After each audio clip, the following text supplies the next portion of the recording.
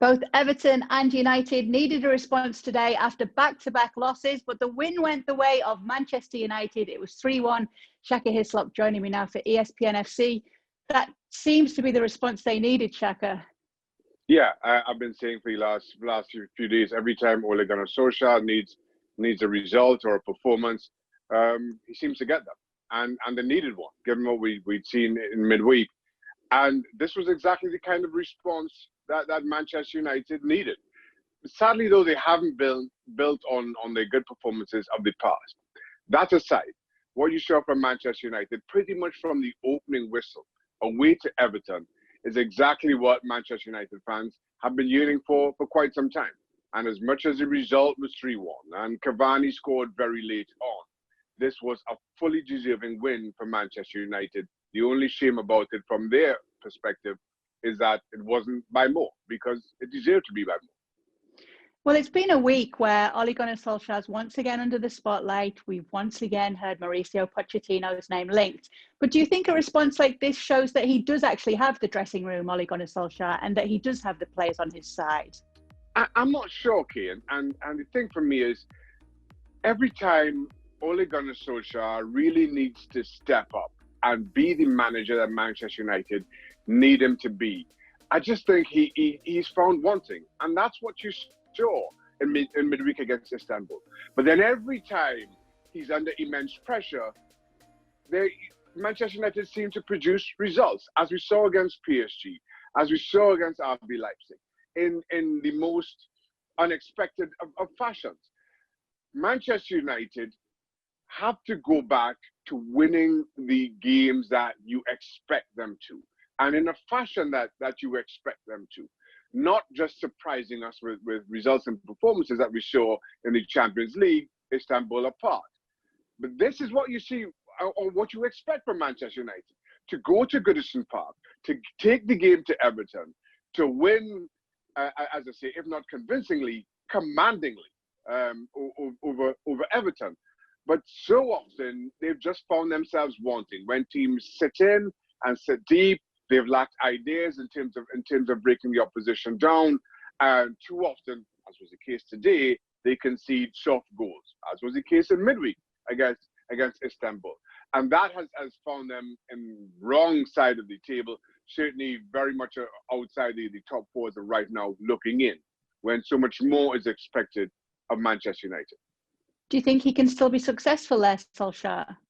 I don't. I don't think Solskjaer is the right fit for Manchester United in the long term. Maybe it was his appointment was good in terms of a feel good for the fans, given how Jose Mourinho had kind of disenfranchised a lot of that dressing room and a huge section of Manchester United's own fan base.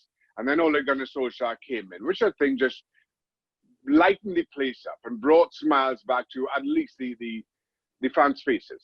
And then results took a turn that maybe you didn't expect. And I'm thinking in particular, beating PSG over two legs in the Champions League. And it left Manchester United with no real option other than to hire Ole Gunnar Solskjaer, especially given the uncertainty around Pochettino at the time. Real Madrid were rumored to be interested, and then there was speculation about the clause in his contract that would stop him from joining a Premier League rival.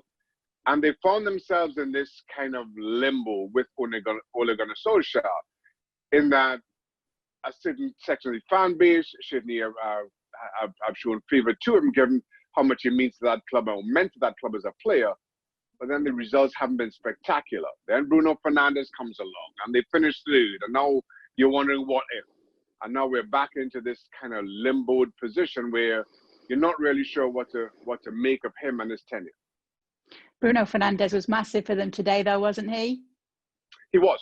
And it's what we've maybe come to ask a little bit more of in terms of Bruno Fernandes. And in his own defense, he raised the bar of expectation around his performances and what he means to Manchester United by how different United looked from January to whenever the season ended for Manchester United. What was it, July or August or whatever it was?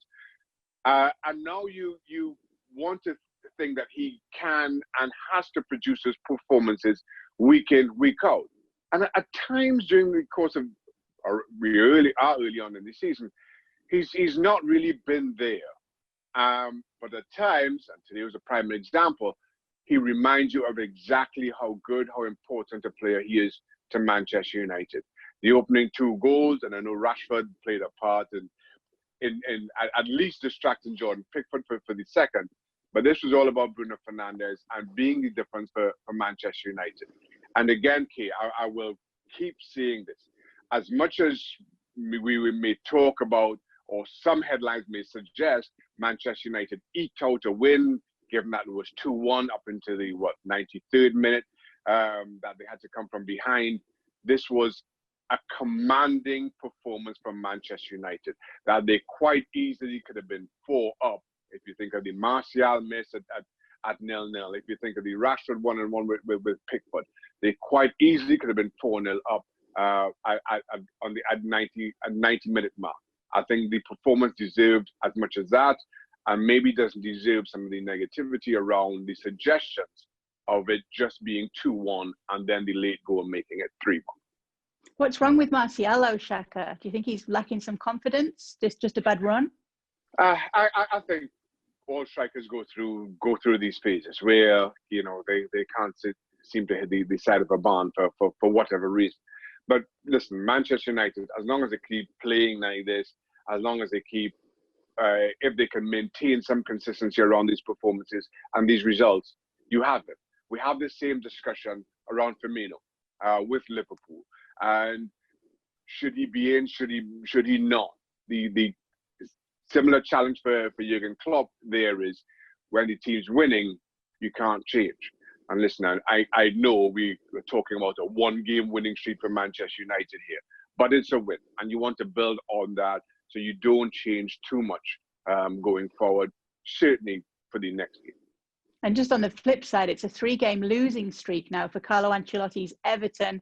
That is without Richarlison as well, which a lot has been made of. Do you think it's just a bad run for them, or did we make too much of their start to the season? Listen, we clearly made too much of the start of the season, but it is what it is. The season was young. Everton started very well. They were playing outstanding football. Calvert-Lewin couldn't stop scoring. James Rodriguez pulling all these strings. And now maybe Richarlison's suspension broke up that partnership.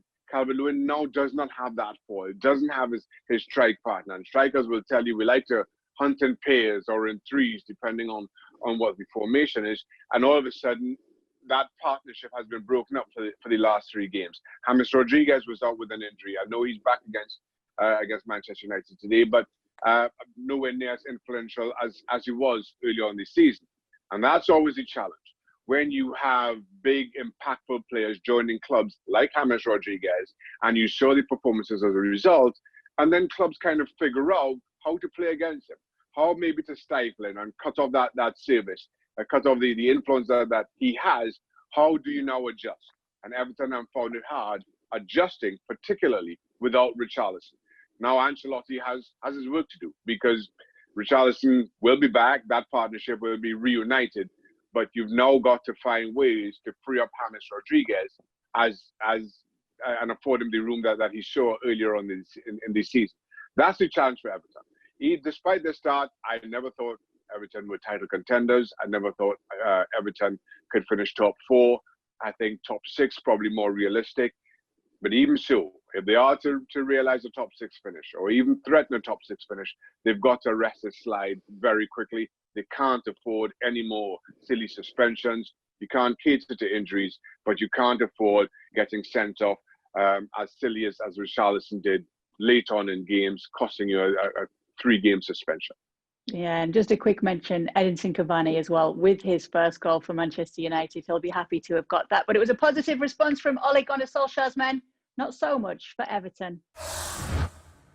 Well, thank you very much for watching ESPN on YouTube. For more sports highlights and analysis, be sure to download the ESPN app. And for live streaming, premium content, and let's not forget as well, ESPN FC 7 days a week. Subscribe to ESPN Plus.